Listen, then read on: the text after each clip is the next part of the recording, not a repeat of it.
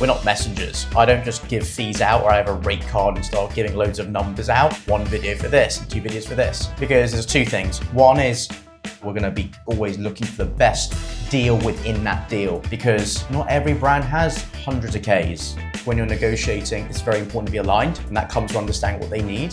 And you need to know the wider picture, because maybe there might be some green or red flags that you'll realize that your talent may not want to be involved with. If you understand what is coming down the pipeline, you can match a little bit better and come to the brand prepared. It's conversations. It's not, can you pay me this? No. Okay, see you later, I'm off. Our role is to give them the knowledge and insight of what the brands and agencies and the world, the creative economy and entertainment is saying. A brand will operate their CPMs very differently to another brand, as in how do they calculate it or how they calculate average views.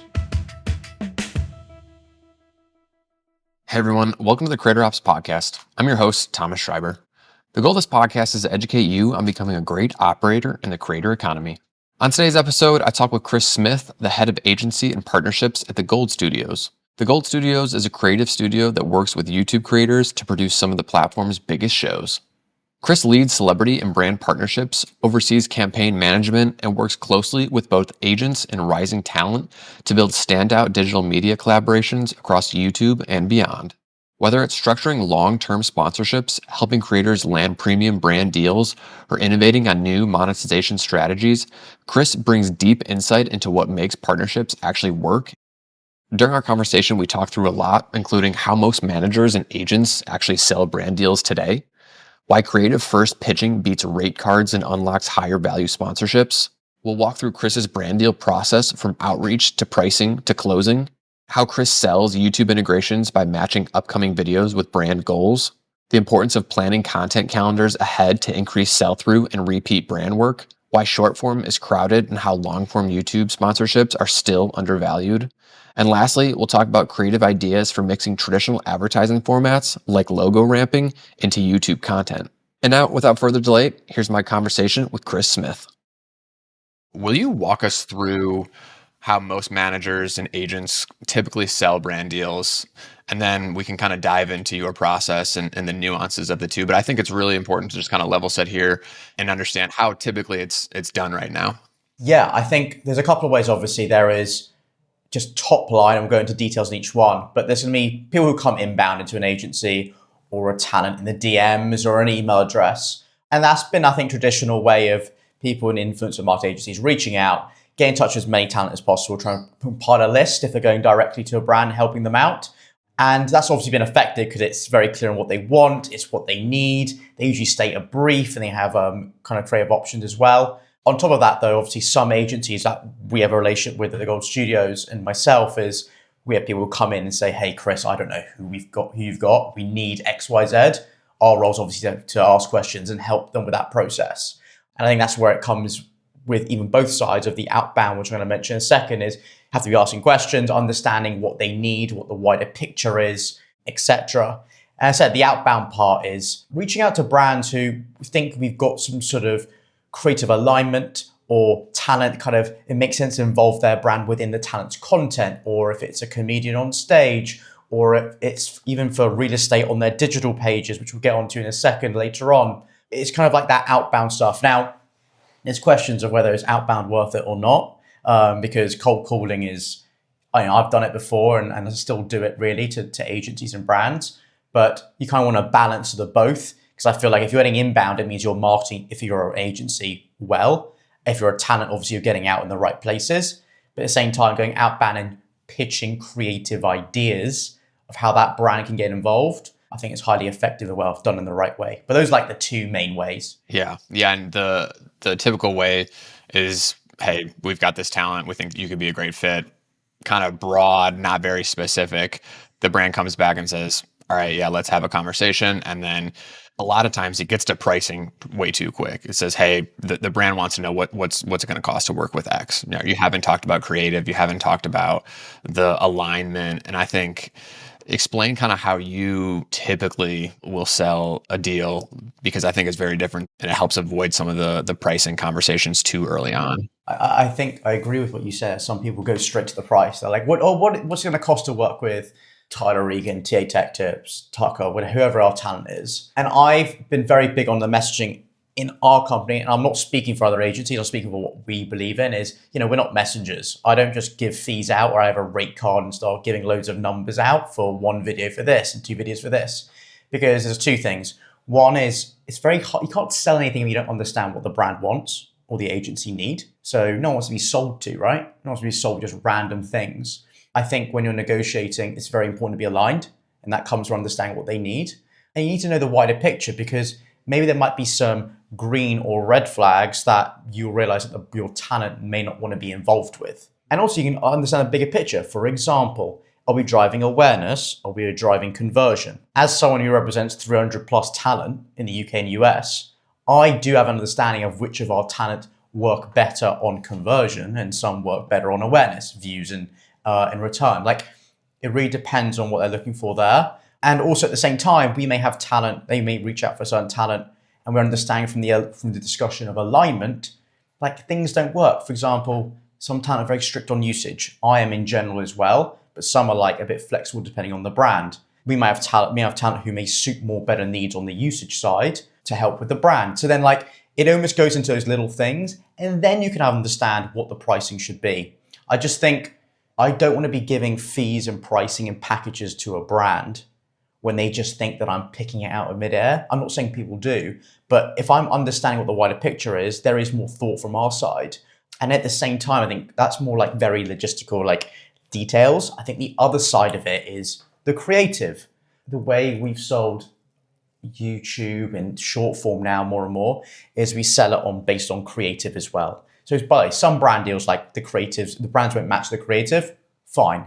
But we do look for opportunities where it's like, okay, if you are Scentbird or you are whatever brand it is, NordVPN, and I know that TA Tech Tips is going on a travel thing all the way to Korea, and I know he's got content planned on short form, and the brand are interested in him, we can incorporate and discuss the creative as part of the deal. So then the brand do know what they're getting before even like having fees and things. So you're selling everything as a package, not a, let's discuss the rules and fees. Okay, great. Now what creative is. We're kind of mixing those together.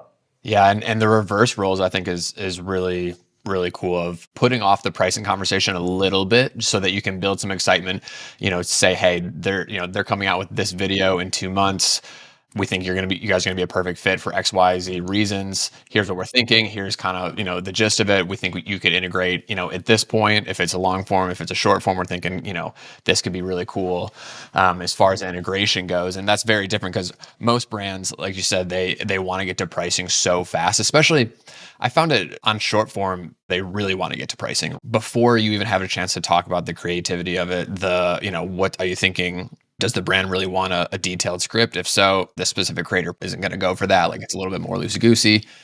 The reverse of it, I think, is really, really key in selling the creative.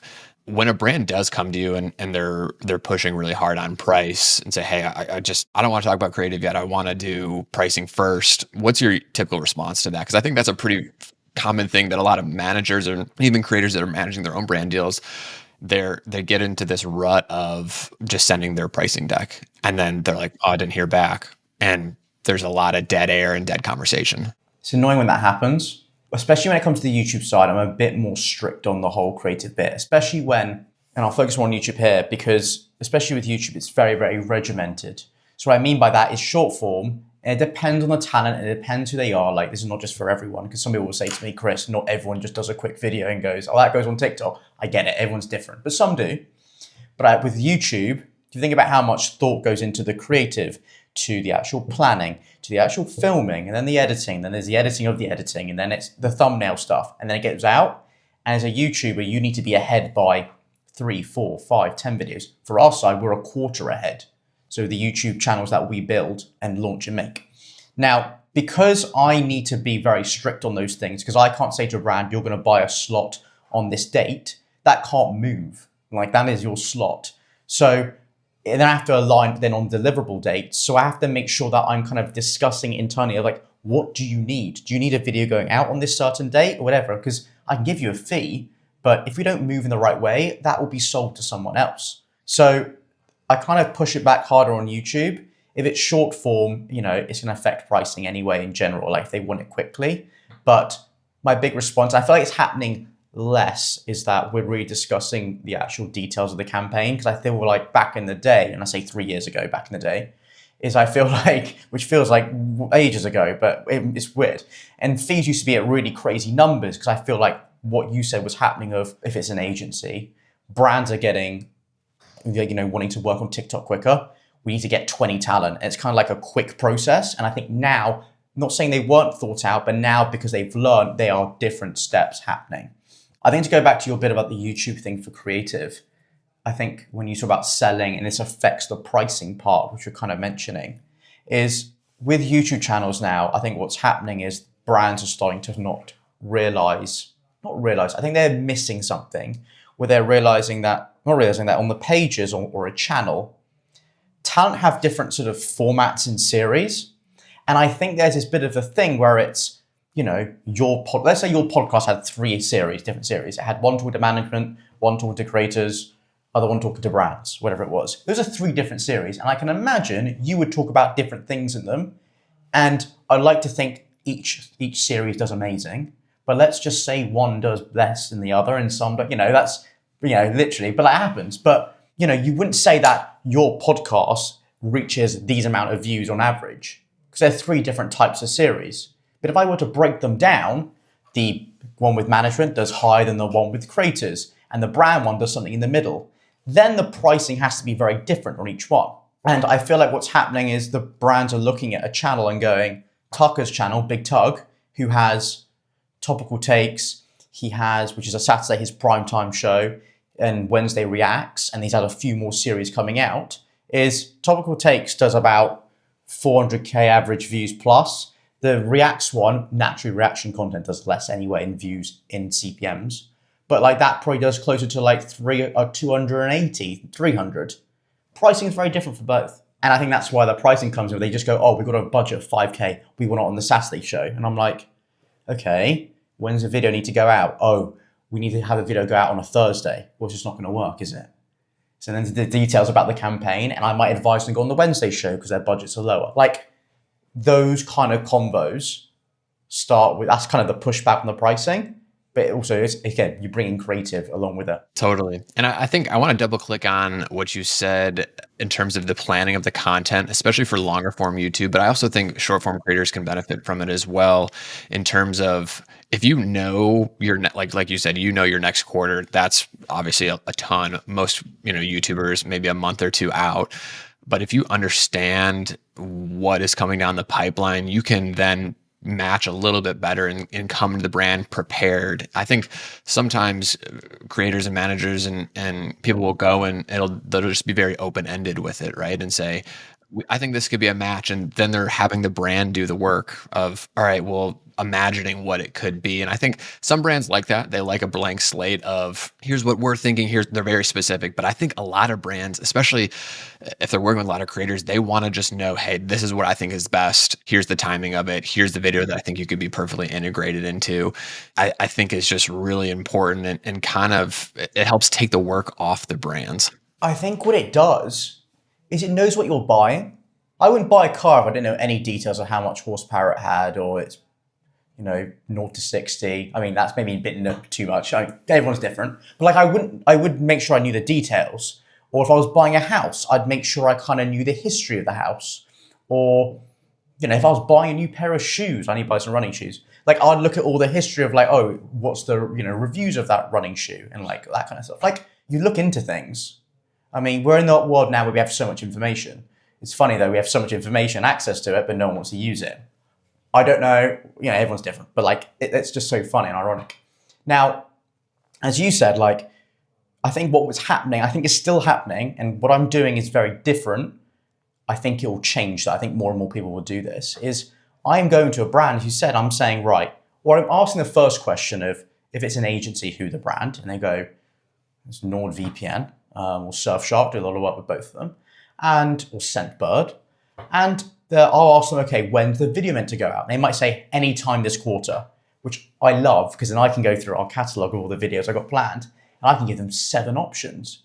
Now, the fact that I'm giving them options Not just, oh, great, Tucker, work with him, it costs this. I'm giving them a selection of creative pre-planned.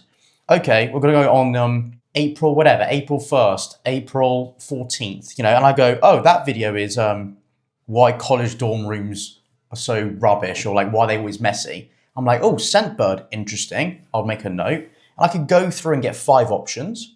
And I know top line of title, which can change, but also I know what the video would be. I can then go to a brand and go, okay, Scentbird, so why dorm rooms always messy? And I can go, okay, Tucker's do a topical take on why dorm rooms are always messy, like what are the worst things about it, blah, blah, blah, blah. And I can go, well, luckily, the integration will be, well, luckily, every college student should get Scentbird because at least they can fragrance themselves and smell amazing. Boom. Now, I won't even talk about a fee till I've shown that. Scentbird go, this is great. So you're telling me I'm going to buy that date. I will be reserving that creative with Tucker, and I'll go, yeah, it will be yours, and it'll be in a contract. We'll literally write that date, that creative. And they'll go, great, then how much? Now, the benefit of me doing that is I can technically sell a premium because you're not just buying Tucker's page, you're buying the whole idea. And then that goes to them. Very different selling. Totally. And it goes back to your car analogy of you wouldn't, a salesperson brings you a car and says, hey, we think this is the best option for you. You still can say, oh, I don't like that option. The same thing with you. If they don't like that creative you brought, okay, here's 3 more ideas as well, right? It's not that, I think sometimes we think that, okay, if they don't like that specific idea, then it's going to be a dead deal. No, just have a couple, in the backup to be able to sell, hey, if you don't want to do that date or if you don't want to do that creative, here's 4 more options. Yeah, but it's the thing, they can select. And in sales, everyone loves options. Like when you go to a shoe store, I go to Nike to go buy some running shoes. Like they're not going to just come and say, oh, I don't know what to buy. Like I've looked at this one, looked at those Vapor, whatever it is, I'm not sure. They'll go, well, we have this one, benefit of that, benefit of that, benefit of that. They're not going to go to me and go, buy this one. And I'm like, well, I don't even know anything about it. People love psychology, people love options. And the fact that I can give them 3 options that could work, like they might say, do you know what? And I've had this, where they'll go, okay, that one's in, let's say we're coming up to Q2, April, May, June. They might say, let's do that one in April, that one in May, that one in June. And we'll do a 3-month partnership. I've done it for 6 months. I just did one at the start of the year where I pre-booked 6-month slots on it. Tucker's Wednesday show, every other Wednesday he does it. And I've booked it out from Jan to June. But they know exactly what they're getting on each single one. For a brand, they will go, oh, we know exactly what the creative is. And I think what happens with this is the other channels they work with, they don't know what they're getting. And they're kind of like, oh, we need to find out. The uncertainty is sometimes just too much for some of these marketers or whoever's, making the decision of, all right, now I got to come up with a creative or I got to get briefing on it. It's just too much. Let's say you get to that point where like they're excited about the creative, they're excited about the date. All right, now we get to the actual pricing negotiation. Walk me through how you typically get to that point. How are you introducing price? Are you doing it on a call? Are you doing it on a slide deck? Are you sending a Loom video? How do you approach the pricing side? Depends on who brand or agency is. I've done a lot of work with a lot of people. I say this number all the time. I've done like 1,000 deals under 3 years. It's come up to 1.1, 1.2 now. And we've kind of built this database for all the deals we've done, plus the rest of the team that I operate.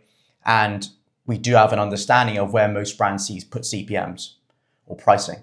So, and also I have this weird thing where I can memorize quite a lot. So I can memorize a lot of deals I've just done in the last 3 years. So from having that information, as well as the CPM basis or the CRM basis we have and like all that data, and as well as this relationship thing, like I'm constantly finding out in the industry, are CPMs dropping or are they steady or are they increasing?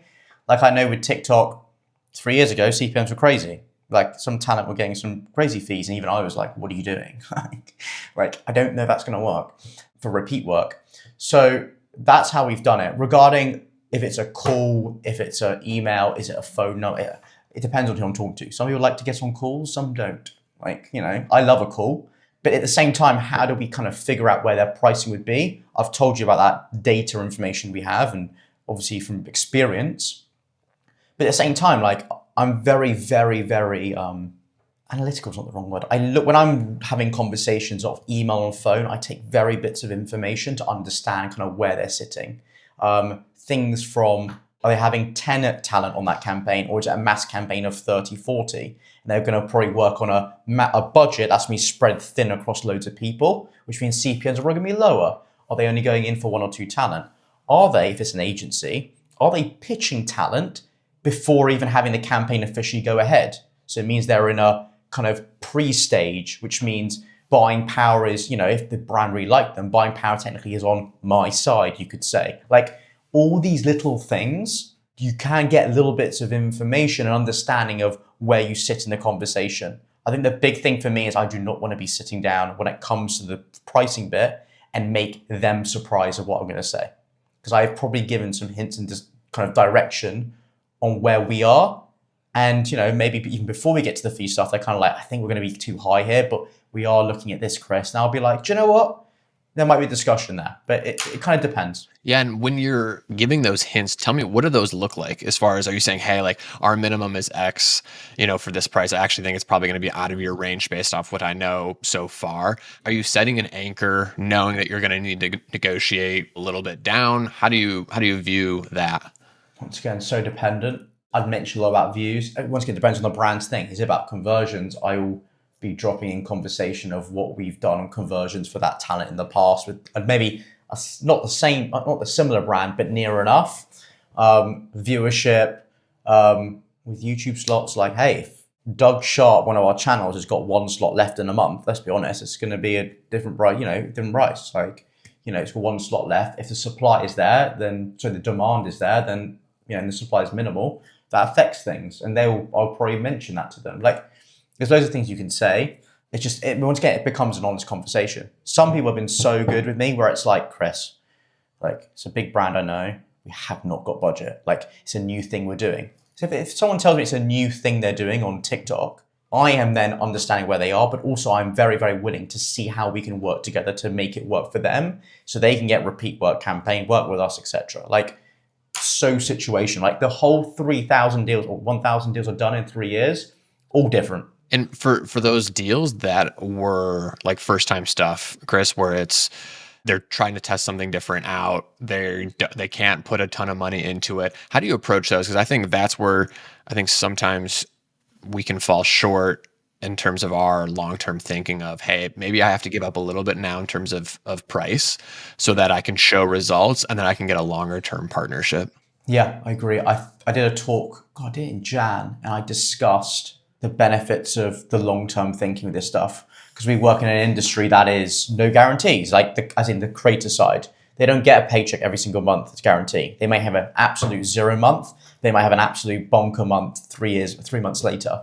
Very dependent. And they talent understand that, and brands understand that.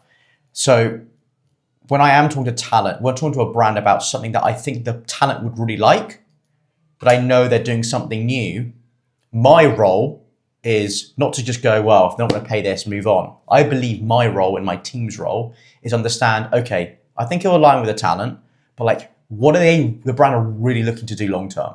They're looking to try it out because they've tried Instagram. Let's say TikToks, they're trying it out. They've tried YouTube Shorts, didn't work.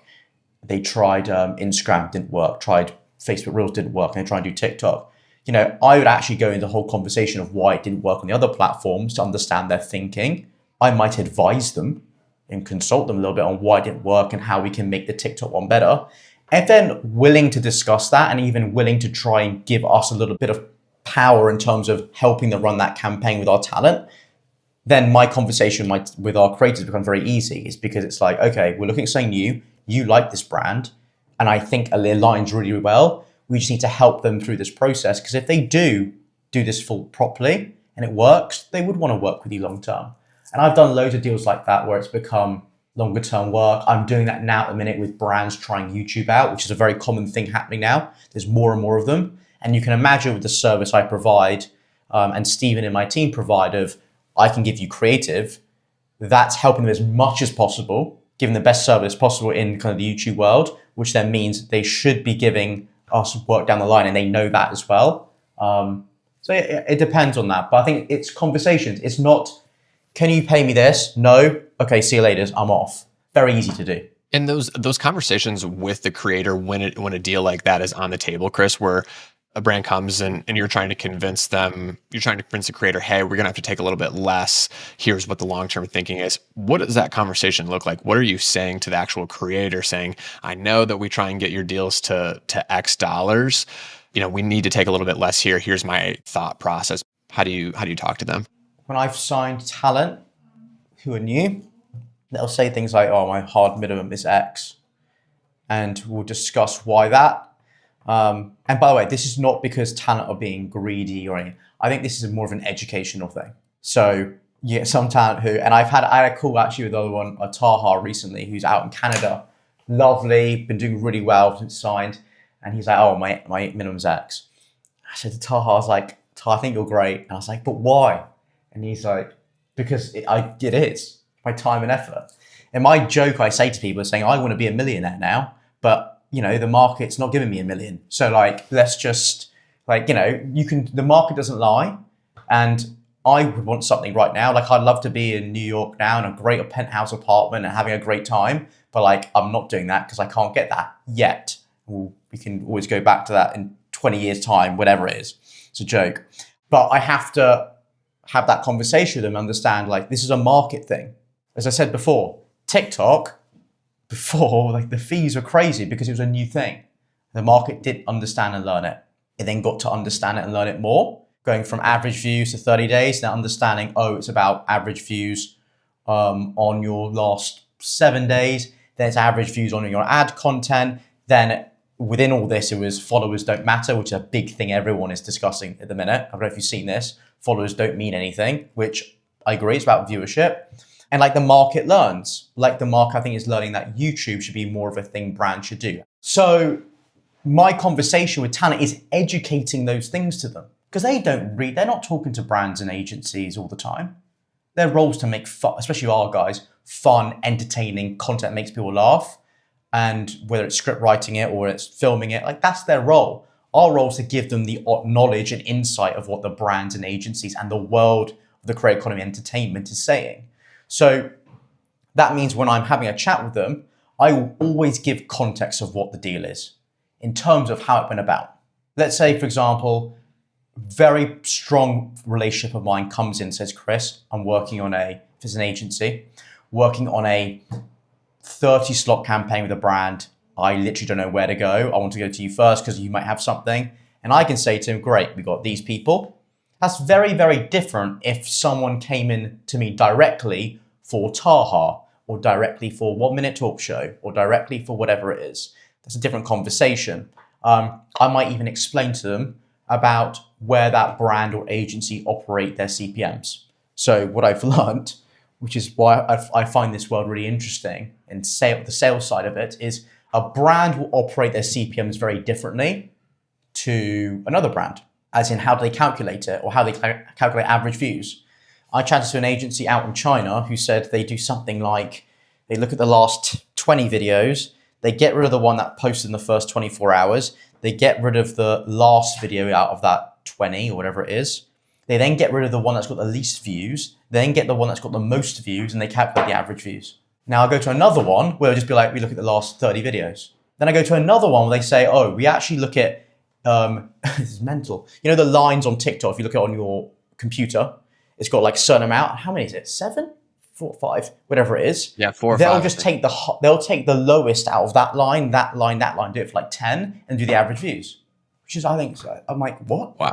No one's doing that. So very random. But then there's often methods to the madness. Some will have their own internal thing, which they can't tell me what the details are, but they have their own there's so many different ways. And some just say, we've got a budget of 10K, 20K, 30K. We need to split it up and get a certain amount of KPIs. So my role is understanding how each brand agency work. And I give them context when I'm telling them about a deal. So if it's a new brand trying something, I'll be very straight up and tell the talent, I'm kind of doing it now with Stara at the Anything show in the UK. I have some guys who work on this real estate company thing where you can get rewards through renting. Amazing. I think it's a very smart idea. Never seen it before. They're doing it in the UK. It's working really well. And I said, I think we'd be refunding something with Stara, the Anything show, interviewing people about rental stuff. Oh my God, how much, rent's so expensive. Oh my God, what's your biggest expense? Rental. and then she can plug in about how you can use the brand to earn rewards. Now, they have not got thousands and thousands and thousands. They're being very selective with their marketing. They're quite new. But it fits really well with Stara, and my conversation with Stara is about, hey, they're trying to new business. It fits. I think could easily do it. Let's just try it and we move on. And that's what we're doing. But the one thing I say to them is, because this industry, I know it's a long answer, by the way, but it's all context. The one thing I would say is I always have to tell them, which is true, is I don't hold them accountable to that fee for long term. So what I mean by that is, if I say to Taha, you're doing a brand deal for Cheetos randomly for 10K, I don't say to every single brand you have to, or let's say it's less than that. Actually, her usual fee is 10K. Oh, you're going to do 8K for this one, for a video. I don't then make sure they cap them at 8K, because every deal is situational. Everyone has their own budgets. Everyone has their own CPMs. There's all these things, variables. So I make sure they have that confidence. And it's true. We don't say your fee is this and that's it. We do it by dependent on the actual campaign, the wider picture, the brand. So that's how we communicate to them. It's top line, it's context. It's context and insight. And it's understanding that the inventory, if it goes unsold, you make zero, right? And that's not to say that every single piece of content you put out has to have an ad. That's not it at all. It's a balance. But if you've decided that your inventory is, 5 slots for the month or for the quarter, whatever it is, based on your frequency, you want to sell 5 slots. And if you can get 5 every single month or every single quarter, you're going to be good. Great. If it comes to you and you've got a deal that's a couple thousand less than what you're usually typically taking, it's either that or zero, right? If that's kind of the balance. And I think sometimes creators don't understand that it can be a zero-sum game in terms of you either take it or you don't. It's either zero or it's $2,000 less than your typical deal. I just want to make sure that in finance, not every stock price stays at the same price. It moves. The market moves, like in any industry.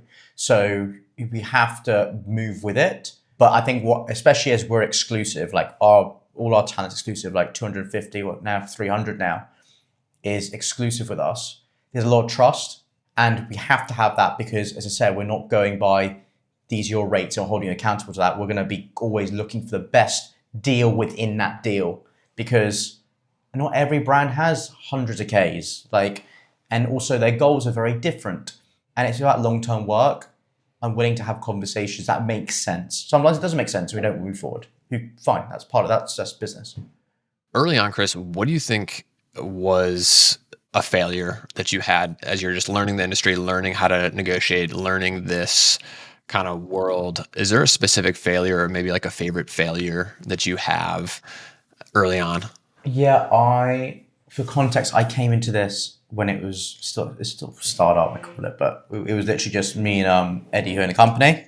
And, I was a sales guy, and I think I just went in straight selling. And this is why all the stuff I tell now has been learned over 3 years, which is not a long time, but it's a lot of stuff.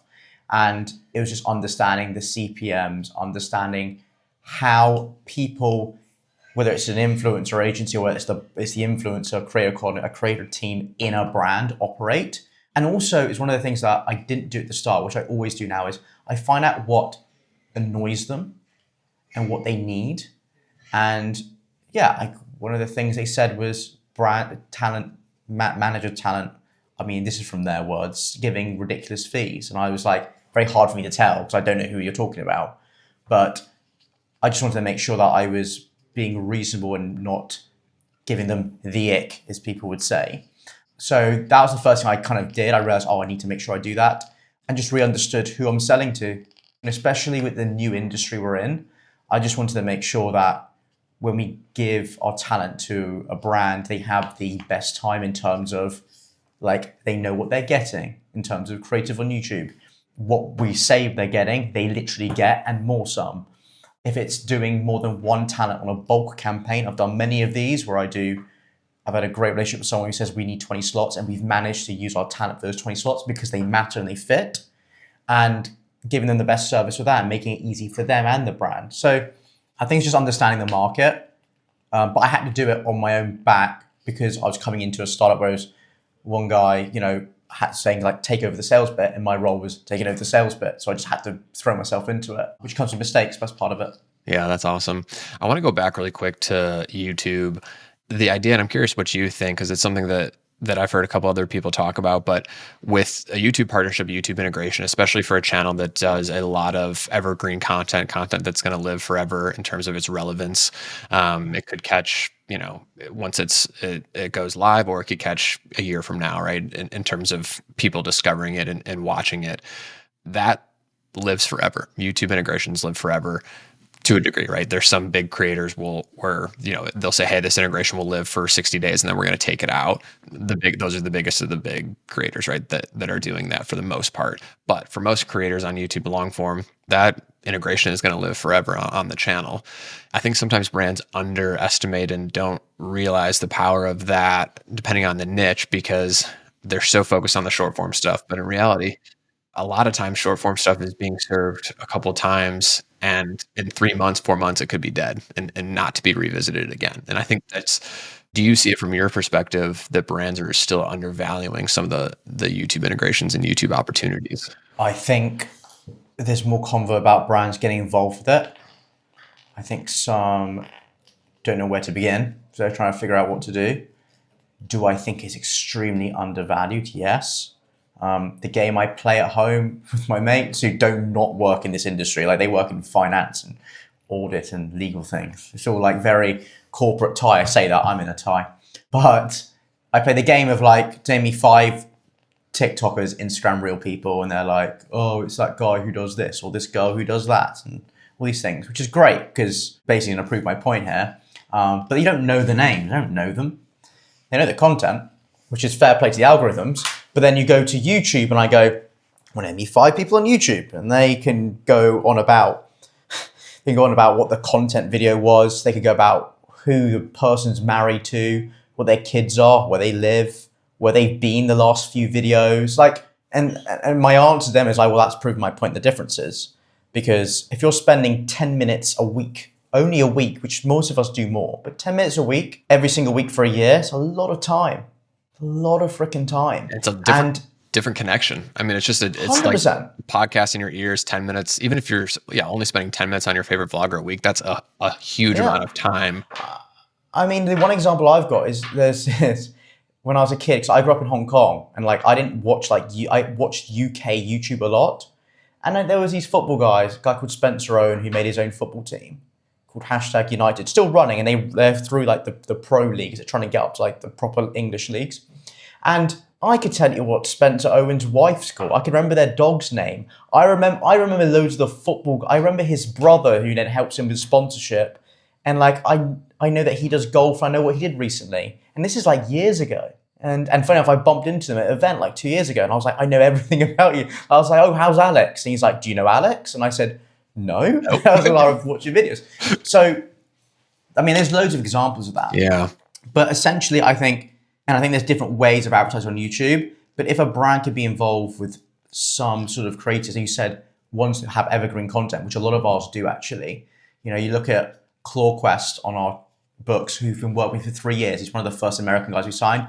Been great working and love him. Like what he does is like Mr. Beast, but like in his own way. And he did like this, creating the biggest Halloween bowl, and like that's still getting views now. I think it's at 500K. And like we had Factor sponsor it. I sold that whole creative to Factor in the summer, and then they managed to go ahead with it, which is great. But like that's sitting there getting views. And then when Halloween comes around, he'll be doing short form content from that video. And that then means the long form will still get views, and Factor are sitting on there. And it's integrated in such a simple but makes a lot of sense way. So I think it is undervalued. I think brands can find out ways to get involved. I think that's why what we're doing by selling the creative helps with that, because they can guarantee to extent what they're getting. But I think that will change over time. There's definitely a short form bubble of some sort, in my opinion, and just in terms of the way TikTok really changed the game in terms of views and what a view means now, I think is just very, very different than what I would say though, Thomas, is I'm a big and not or guy. And I think there's a bit of this thing where it was like short form or long form. And I was like, why is it or? Like it's and, it's both. And funny enough, most recently we've been doing a few deals. Stephen and my team has done a few and I've been trying to do this for maybe 2 years.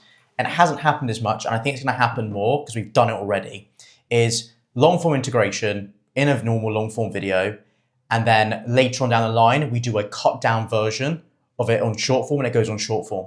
Now, I had no idea. I still hadn't have answers from brands saying why they want to do it, just because they were like, oh, that's the short form team. This is the long form team. This is what we do. And I'm like, great. Maybe let's work together. Like, let's try and do something together.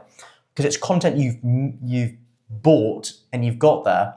So we've been doing that more, and you're getting all the short form exposure, which I understand you said, what is a view? It's a great question. But at least like they're using that content they have to boost it out, whilst they got it on the evergreen content just rolling throughout the years. 100%. So like, why is it not doing both? Yeah, it's a great point of taking that long form integration, chopping it up, and then the brands, because obviously the big push is we want to use it on paid social, we want to use it on whatever platform that we want to go boost it on. Great, go ahead and utilize the long form stuff. I think it's definitely an and, not an or. You're not gonna, when I say short form bubble, it's short form's not going away. I think we all know that. I just think it's still the YouTube long form stuff. I think is still really undervalued. Let's talk about mixing traditional advertising with the digital world here. You got a couple good examples that I want to kind of run through in terms of some of the traditional advertising. And when we say that, we're talking about, right, if you're watching a football game, the scoreboard is sponsored by X when they flash on the screen. The halftime broadcast is brought to you by X. Ads, in the background, logo ramping around the sides during soccer matches. There's right a lot of that's traditional. Talk about mixing that with digital. Yeah, so context. I think what was going on, Eddie and myself at the company here, who are trying to like challenge the industry a little bit, saying like there are other ways to advertise, especially on YouTube. And we think about, we look at the numbers for YouTube. I don't have to go into it. Everyone's seen it. It's crazy. The amount of people watching YouTube on TVs is just insanity in a good way, because that's where the attention is. And we hear about people watching TV and that's dropping off. Like, I mean, I haven't watched actual terrestrial TV in ages. I think the only time I do is when I go to my grandparents, and it's like, I could watch that show on Netflix and I don't know what's going on. Like, what is happening? I mean, even to the point where I went back to my grandparents and they said, oh, watching TV, and they had the YouTube app on, which I then said, how have you got that? And then my cousins were involved. But like, I was like, this is mental. They said, that's TV. So we were thinking like, attention is YouTube. We then see traditional TV still doing the advertising methods they had. You mentioned brought to you for Horizon or brought to you by this brand or whatever it is for, time kept by Rolex, whatever it is. Very traditional. We've seen this. And you've also seen like promotional stuff around the side. You see it on streaming a lot. So we're like, that's traditional, but there's no attention. Trouble. People don't want to admit that, but that's the truth. And I was like, why don't we just take what they normally do and put it somewhere where there is attention? And also the other thing is, this stuff is familiar. We've seen it all our lives, especially depending on how old you are. Like, so if I'm just taking traditional stuff, putting it on where the attention is that something that would make sense and do? And then the other thing we did is, okay, who would you do these with? And I think, these people who are on TV or traditional entertainers, I think they're starting to realize, especially the ones who are forward thinking, are going, well, like, I'll just do my own YouTube channel. And no broadcaster can say what I can and can't say, obviously to an extent, what YouTube allow. I can do what I want and make what I want when I want. And you see, I'm a big sport guy, so I watch a lot of like golfers. And you see like Bryson DeChambeau, who, by the way, does not need to do YouTube for money. The man is all right. Yeah. And you look at his channel and the views are, unbelievable. Yeah, yes, he's had some big individuals on there, like actors and all these things, but like, it's huge. So like that's getting more than views it would be on TV. So I'm like, this is a lot of attention. And I think I've seen him do a brand deal or two in the middle of it. And I'm gonna be honest with you, it wasn't amazing. It was a very hard cut thing. But I was like, that's great, but imagine if you could do other things on it. So for example, why is he not doing something when he does his break 75 or break 59 challenge he does? He did it with Chris Pratt, I think. It's like, why is there no not alcohol, why is there no drinks brand getting involved saying, oh, this hole is sponsored by whatever it is? Or why is there not Puma, who used to be sponsored by, but I think he's sponsored by other people, why is there no branding around the site when it comes up saying, you can buy the latest clothes Bryson is wearing at the moment and you can get a 20% discount code. And like that is on the side of it. Like people are watching it. And if you just say and disclose that's an ad or it's advertising, at least it's not interrupting the video. Because if people are there watching it and like he's going to do this last 5-foot putt to get 59, and that comes up, you're not going to go, oh, skip that because the brand bars come up. You're going to watch them putt, and you're going to be, oh, I could get what he's just worn for like 20% off.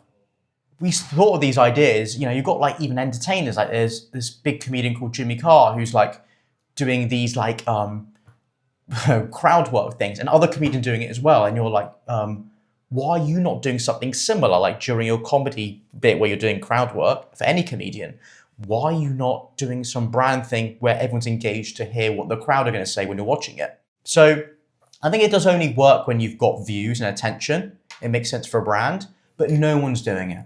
And I like to question why, because if you get millions of views and it's easy brand work, why not? It's the golf example with Bryson DeChambeau is a great example of, he did an ad deal, but it was very much, he was trying to take traditional golfing content, right, which is just on YouTube, but it's still the same. They're showing the putt, it's all the same angles, all that kind of stuff. But then he's stopping and trying to make it like a traditional YouTube integration. It feels a little weird, right? Just do what people are used to in terms of the brand deals, and this whole is brought to you by X, logo ramping around the side, however you want to do it, especially if there's people narrating. A really good example, and I can't remember who the vlogger is, but this happened maybe last year. Super popular vlogger. She was doing a video, just like one-on-one with the camera, her in her kitchen, and she's just talking normal, and all of a sudden, like an ad right in back of her just pops up.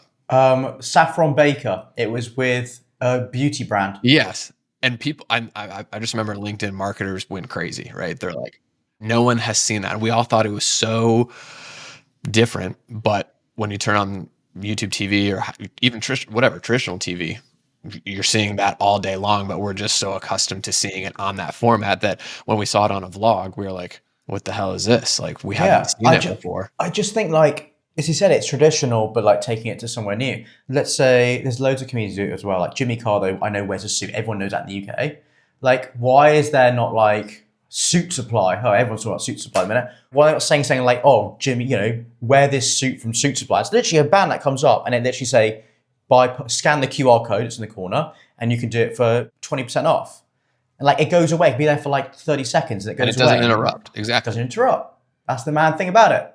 That's the part that I think there's just big opportunity of, especially with vloggers. I mean, the vlogging stuff I know is coming back, but it is just that audience there. People who love their vloggers. I mean, obviously Casey Neistat was one of the best examples of it, but there's still hundreds of people that are spending 10, 20, 30 minutes a week with a vlogger. For sure. There's another one that we were discussing, and we discussed it with a media agency the other day. It's one that we thought about kind of since we spoke first, but like we've been thinking about it. And what we realized is, well, we knew this already, but we're thinking like connecting the dots. When you do a YouTube video and you post it, you can't take it down, edit it, and put it back up. It doesn't allow you. What you can do is change your thumbnail. So I thought, how much time do I scroll? I did this the night after discussing it. When I'm looking for a YouTube video, I get my food and I'm like, I'm going to watch some YouTube or TV, which is YouTube. And I'm like, what am I going to watch? And I'm sitting there, my food's getting cold. I'm just scrolling. I'm like, no, not today, maybe. But like, there's all the thumbnails I look at. So part of me is like, well, it could be a brand to, let's say, sponsor the actual video, and it can also have more, it will obviously have added cost, but having something done with the thumbnail. Because I was like, then you could sell the thumbnail as like an actual ad piece. And the best thing about it is, let's say the video does not have a brand deal on it, no integration, right? It's just a normal standalone organic video. I could still sell the real estate of the thumbnail as advertising. And the best thing about it is then I could say you could sell it for 3 months. Okay, fact, are going to have it for 3 months.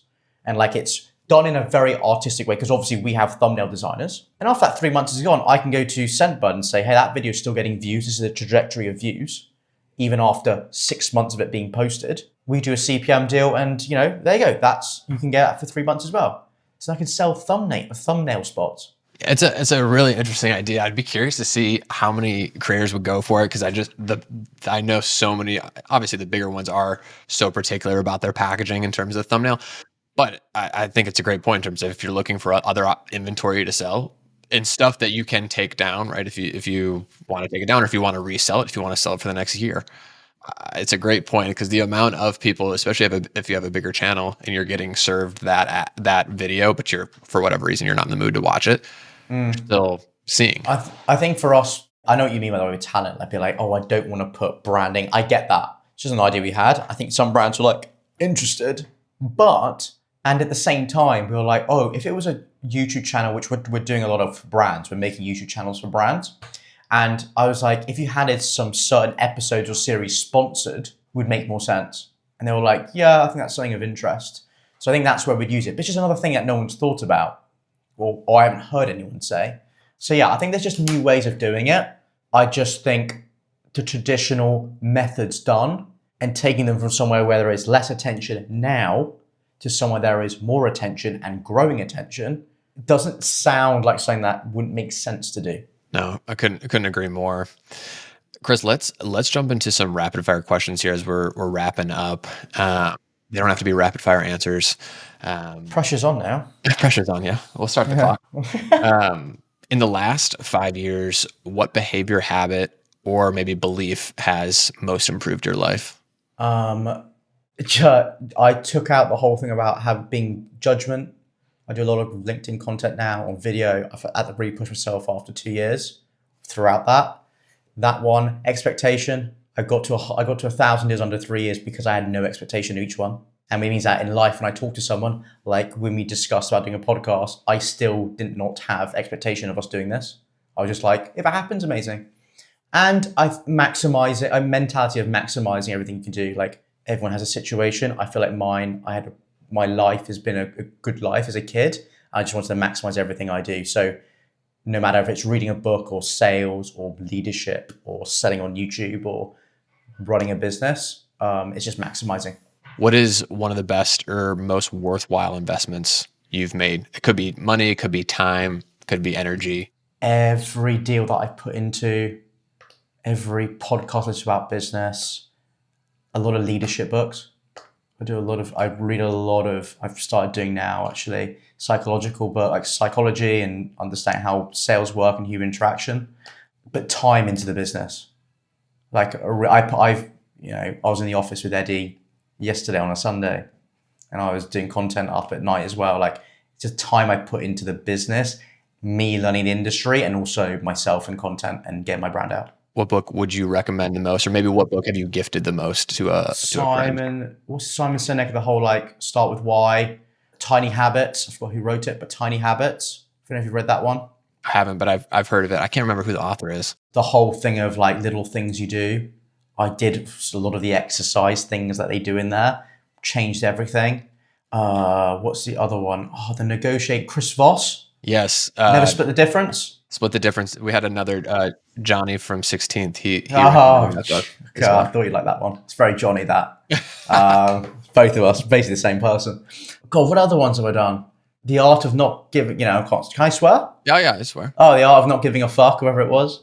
God, so many other ones. Oh, How to Make Friends and Influence. Yeah, How to Win Friends and Influence People. Yeah, that's a famous one.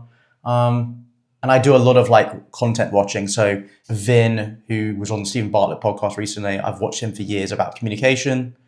I'm just big on that. I say to the team, I'm obsessed about getting better. I wanted to be an athlete. That's the truth. I wanted to be an athlete as a kid. And I realized I can't be an athlete. I've tried golf. It's just not going to happen. But if I can be an athlete in my profession or in business, I'm down for that. So yeah. No, I know what you're saying. You're applying the same tactics that the pro athletes use in terms of their consistency, what it means to be a pro. I think you hear that all the time, especially in the NBA from LeBron and all those and stuff. It's just, how do you be a pro? How do you show up every day? And you can take the same exact things and apply it in the business world. But yes, the pro athlete world is a little bit more sexy. One more thing actually regarding investment of time and stuff. The one thing I did, and I guess this is more for people who, that could be for anyone, but people who are early in their career, and I'm still early as well, to be honest, is I came into the office every single day, like Monday to Friday. And I feel like I know there's a big conversation about going office, virtual, whatever. But seriously, like I went in every single day. I've learned so many things. Like, yes, me and Eddie spend a lot of time together, and I spend a lot of time with other people in the company. But I've met people in other offices, like around here at this WeWork, that have taught me something, and I've actually taught them something weirdly. So like coming in every single day, that time dedication, I will still keep doing, and I really suggest it. Especially early, like you said, in your career, when you're just trying to meet as many people as you can and get the touch points. And if you're in a new category that you haven't been in before, the serendipity of running into people or having random conversations in an office, in a WeWork, in a whatever it is, you just can't get it remote wise. And you have to, it's not that you can't get it, you have to be much more intentional. If you're going to do it remote wise, you have to set up 15 minutes to chat. You have to set up 30 minutes, you have to be really intentional versus in office. Yeah. It's a little bit more, there's more opportunity there to meet people. The last question I got, Chris, here is this need for great operators. We talked about in the pre-interview, we talked about it during the show, but the need for really great operators, managers, agents is just continuing to grow, right? And it's essential for the creator economy. What advice do you have for those who want to be in a similar position as you? What would you say to them? I think the first thing is to be reading about industry and just sharing about it. So one example to do is I do videos of like the media industry and like, because I'm learning that whole new market. So making yourself do something like Tiny Habits, making yourself do something to force you to read about the industry, know it inside out. Don't give your opinions because you shouldn't have them yet because you're still learning, but share news out to force you to read it. I would, I hate saying this, but like network, like the story, like it's true that the story that I tell to people, and I still do when I do talks at school, unis, is that I message 20 people a day for a whole year in my final year of uni, because I just, and it was mainly in sport, but I just wanted to learn. And I just messaged one of my good friends, Tamsin, who's very, very, very senior at Under Armour, like head of sponsorship for athletes. We met on LinkedIn and we chatted Zoom call. That was 5 years ago and we're still matey. We still chat. And I was meant to go meet her maybe in New York next week, but like, even that's one example. I have many of those just because I wanted to learn what they do and how they do it. And I've taken every convo I've had with them, especially these sport agents, of how they operate and how they do things. Some will not stand on a golf range with their athlete because they're like, my role is to go out and get them business, not stand on the range and drink water and say, are you okay? Like that was from a very famous agent in the UK who told me that. I always remember thinking, I want to be someone who's actively doing stuff for my talent, and they see that. Like I just meeting these right people and learning. The one thing I would say as well is, try to get yourself in the places that the people you want to be will be at. I did a golf internship because I wanted to be an agent in golf or football, maybe tennis. That was like the dream from like the age of 13. And what I did is I got an internship at the European Tour, not because I wanted to work in the partnerships thing, it's because I wanted to be on the range in the location of where the agents would be, because I would see them from Monday all the way throughout the whole week. But especially Monday, Tuesday, Wednesday, pro-am day, when players are practicing, management are flying around. So I was like, great. So I used to go and chat to them on the range, and I met players, and I chatted to one who just won the other week actually, and messaged him, and he said, cheers, man. But like, I just put myself in the right places where the people are. And I'm still doing that now by going to the right coffee shops or the right bars or where people hang out, just because I want to meet the right people that I want to learn from, but also I feel like I can give value to. So that's what I'd say to that. And work with someone who, even if it's actually work at a smaller company. I had one of the big decisions I had, I don't talk to this person a lot anymore, but because I just haven't, because we've been so busy, but there's this person who gave me really good advice. She used to be an agent at CAA, and I was in between offers. It was staying here and build a company, or go and do an internship or a full-time job at one of these big agencies. And she told me she started at CAA when it was very small, and it was the best thing. She said, if you can go somewhere small and learn everything, that's the place to be. You would never regret it. Thanks for listening to this episode of the Creator Ops Podcast. If you're interested in chatting more about the creator economy, send me a message on LinkedIn or email me at thomas@creatoropsmedia.com.